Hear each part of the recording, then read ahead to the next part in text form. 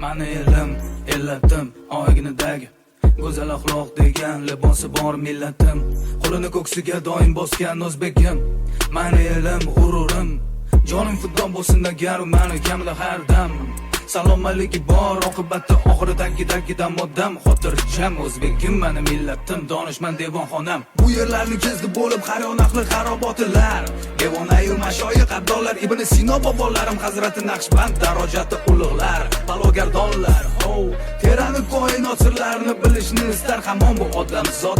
Hozirgi kunda ham noayyon bardavom. Endi aniqlanayotgan bashoratni bilar edi kim?